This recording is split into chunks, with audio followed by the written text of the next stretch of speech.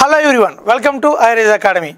So, మనం 2 days back చూసాము staff selection commission నుండి CGL కి నోటిఫికేషన్ రావడం జరిగింది. ఇప్పుడు అదే SSC బోర్డు నుండి మనకు 10th క్లాస్ క్వాలిఫికేషన్ తో SSC MTS అవల్దార్ నోటిఫికేషన్ అయితే రిలీజ్ అవ్వడం జరిగింది. ఓవరాల్ గా మనకు 8000కు పైగా వేకెన్సీస్ అయితే ఈ నోటిఫికేషన్ లో మనకు ఇవ్వడం జరుగుతుంది. సో అవి టెంటేటివ్ వేకెన్సీస్ అండి, ఇంకా యాడ్ అయ్యే అవకాశం కూడా ఉండొచ్చు. ఓకే, సో దీనికి సంబంధించిన కంప్లీట్ డీటెయిల్స్ అంటే మనకు ఎడ్యుకేషన్ క్వాలిఫికేషన్ ఏంటి, ఏజ్ క్వాలిఫికేషన్ ఏంటి, సెలక్షన్ ప్రాసెస్ ఏంటి, ఎగ్జామ్ ప్యాటర్న్ ఎలా ఉంటుంది, సో ఇవన్నీ కూడా ఒకసారి ఈ వీడియోలో చూసే ప్రయత్నం చేద్దాం. అయితే ప్రస్తుతం మనకు SSC బోర్డు నుంచి CGL నోటిఫికేషన్ ఆల్రెడీ వచ్చిందండి, MTS నోటిఫికేషన్ కూడా ఇప్పుడు వచ్చింది, నెక్స్ట్ కమింగ్ పడే నోటిఫికేషన్స్ కూడా ఉన్నాయి. దీంతో పాటుగా రైల్వే ఎగ్జామ్స్లో కూడా ఆల్రెడీ రిలీజ్ అయిన నోటిఫికేషన్స్ ALP కావచ్చు, టెక్నీషియన్ కావచ్చు, RPF కావచ్చు, ఇలా ఇన్ని నోటిఫికేషన్స్ ఉన్నాయి. అంటే వేల సంఖ్యలో నోటిఫికేషన్స్ రెడీగా ఉన్నాయి. మరి మీరు రెడీగా ఉన్నారా ఎగ్జామ్కి ప్రిపేర్ అవ్వడానికి, ఎగ్జామ్ క్రాక్ చేయడానికి? సో మీరు ఎగ్జామ్ క్రాక్ చేయాలంటే మన ఐరైజ్ ఆన్లైన్ క్లాస్ యాప్ని ఇన్స్టాల్ చేసుకోండి. ఇన్ని నోటిఫికేషన్స్ వస్తున్న తరుణంలో మనము ద బెస్ట్ డిస్కౌంట్స్తో మనకు 29th జూన్ నుండి 2nd జూలై వరకు మీకు ఆఫర్స్ అనేది ఇవ్వడం జరుగుతుంది అన్ని కోర్సెస్ పైన. అది staff selection commission, SSC board కావచ్చు, రైల్వే ఎగ్జామ్స్ కావచ్చు, SI కానిస్టేబుల్ కావచ్చు, నెక్స్ట్ బ్యాంకింగ్ ఎగ్జామ్స్ కావచ్చు, ఇలా ఎగ్జామ్ ఏదైనా సరే అన్ని కోర్సెస్ పైన సరే మీకు ద బెస్ట్ డిస్కౌంట్ ఇవ్వడం జరుగుతుంది. సపోజ్ మీరు 3 months కోర్స్కి ఏదైనా ఫుల్ కోర్స్ మీకు 2500 తీసుకుంటాం, బట్ మీకు ఏంటంటే 7050కి ఇవ్వడం జరుగుతుంది. నెక్స్ట్ 6 monthsకి అయితే 3500 తీసుకుంటాం, ఇక్కడ 1000 రూపీస్ డిస్కౌంట్ ఇచ్చేసి మీకు 2500కి ఇవ్వడం జరుగుతుంది. 1 year అయితే 5000 రూపీస్ ఉంటుంది, 1500 డిస్కౌంట్ ఇవ్వడం జరుగుతుంది ఈ కోర్స్ పైన. మీకు సపరేట్గా కొంతమంది ఆర్థమెటిక్ రీజనింగ్ తీసుకోవాలనుకుంటారు, ఆ కోర్సెస్ పైన కూడా మీకు ఏంటంటే 3 monthsకి 1499, 6 monthsకి 1999, 1 yearకి 2999. సో ఇలా మీకు ఉన్న ప్రైసెస్ని మ్యాక్సిమం మీకు డిస్కౌంట్తో ద బెస్ట్ కంటెంట్ని very basic level to advance level recent previous questions add చేస్తూ మంచి ఫ్యాకల్టీస్ చేత మీకు ఈ క్లాసెస్ని చేయబడినాయి. కాబట్టి 100% మీరు జాబ్ కొట్టాలనుకునే వాళ్ళు ఈ క్లాసెస్ 100% యూజ్ అవుతాయండి. ఎవరైతే ఐరైజ్ ఆన్లైన్ క్లాస్ యాప్ని ఇన్స్టాల్ చేసుకోలేదో వెంటనే యాప్ని ఇన్స్టాల్ చేసుకోండి, ద బెస్ట్ డిస్కౌంట్ ప్రైస్కి మీరు కోర్సెస్ని పొందవచ్చు. సో ముందుగా ఇంపార్టెంట్ డేట్స్ ఏవైతే ఉన్నాయో, అంటే అప్లికేషన్ డేట్స్ ఎప్పుడు ఉన్నాయి అండ్ ఎగ్జామ్ డేట్స్ ఎప్పుడు ఉన్నాయి అది ఒకసారి చూద్దాం ముందు. ఓకే, సో ఈ SSCకి సంబంధించి మనకి MTS అండ్ అవల్దార్కి సంబంధించి 8000కి పైగా వేకెన్సీస్ ఉన్నాయండి ఓవరాల్గా. సో వీటికి సంబంధించిన అప్లికేషన్ డేట్స్ వచ్చేసి 27 జూన్ అండ్ 27 జూన్ నుంచి 31st జూలై వరకు మనకు అప్లై చేసుకోవచ్చు.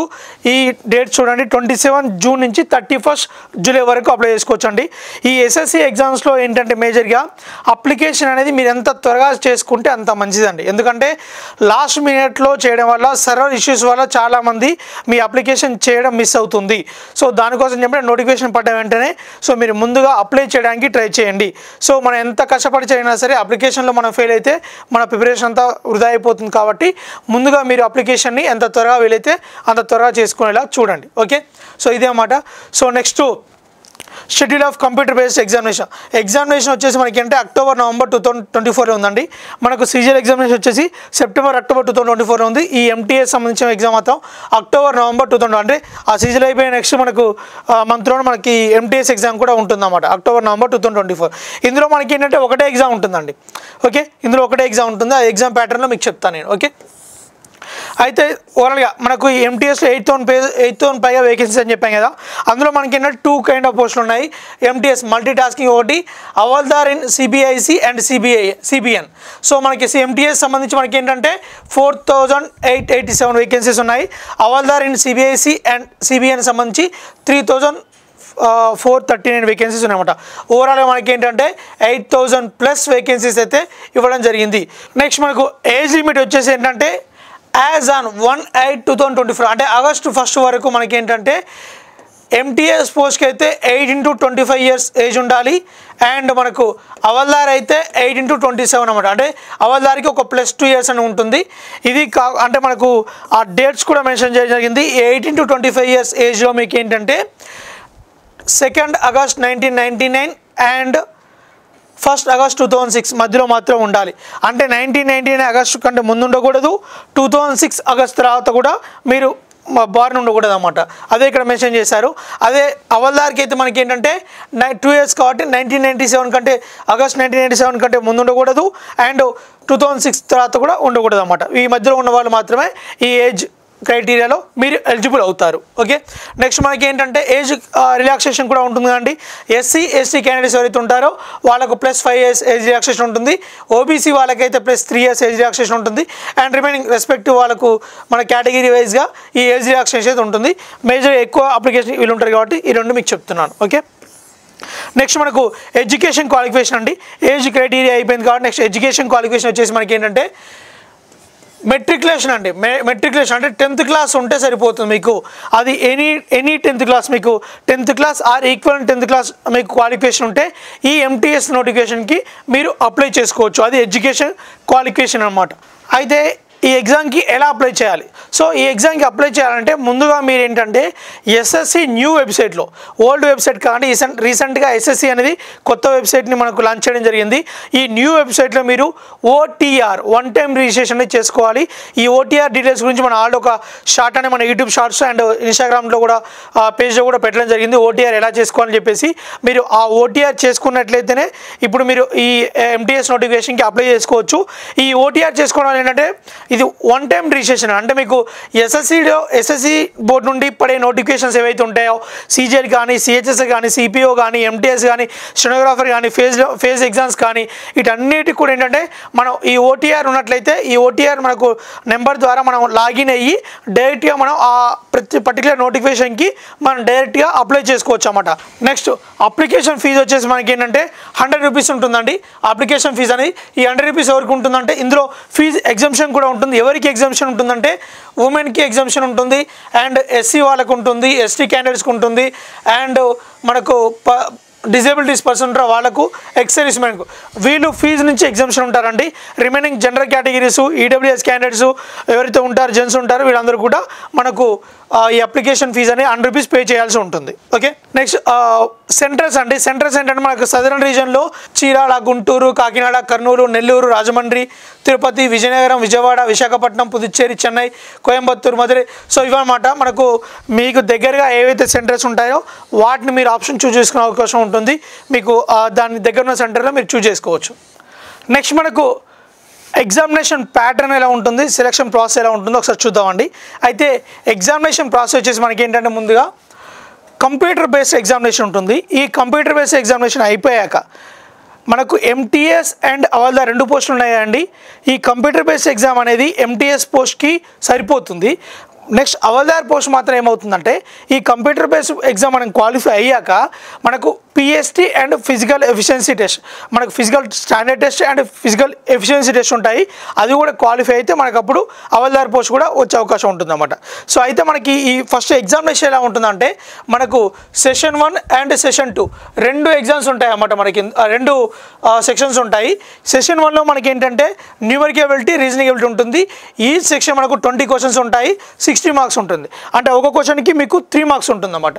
అలా మీకు 2 సెక్షన్లు కూడా సేమ్ ఉంటాయి. ఈ సెషన్ 1 అయిపోయాక సెషన్ 2 ఉంటుంది. సెషన్ 2లో మనకి ఏంటంటే జనరల్ అవేర్నెస్ ఉంటుంది, ఇంగ్లీష్ ఉంటుంది. ఈ సబ్జెక్ట్ వచ్చేసి మనకు 25 questions ఉంటాయి, సేమ్ 3 marks ఉంటుందండి ఈచ్ క్వశ్చన్. అలా ఓవరాల్ 75 ఉంటుంది. ఇది కూడా అంతే, 25 questions 75 marks అన్నమాట. అయితే మనకు సెషన్ 1కి వచ్చేసి మనకి ఏంటంటే 45 minutes టైం ఉంటుంది. ఓకే, సెషన్ 2 కూడా 45 minutes టైం మాత్రం ఉంటుంది. అయితే మనకి ఇక్కడ ఏంటంటే ఒక డౌట్ రావచ్చు మీకు, మరి 2 సెషన్స్ సపరేట్ టైమింగ్స్ ఉన్నాయి కదా సార్, మరి ఎలా ఉంటుంది ఎగ్జామ్ అంటే మనం ఫస్ట్ సెషన్ 1 రాసాక 45 minutes టైం కాగానే ఆ సెషన్ 1 ఎండ్ అయిపోతుంది, క్లోజ్ అయిపోతుంది. ఈ సెషన్ 1 అయిపోయాక 40 minutes అయిపోయాక నెక్స్ట్ సెషన్ 2 అనేది స్టార్ట్ అవుతుంది. ఈ సెషన్ 2 కూడా మనకు 45 minutes టైం ఉంటుంది. ఈ 45 minutes ఇక్కడ కూడా అయిపోయాక కంప్యూటర్ బేస్డ్ ఎగ్జామ్ అనేది మనకు కంప్లీట్ అయిపోతుంది.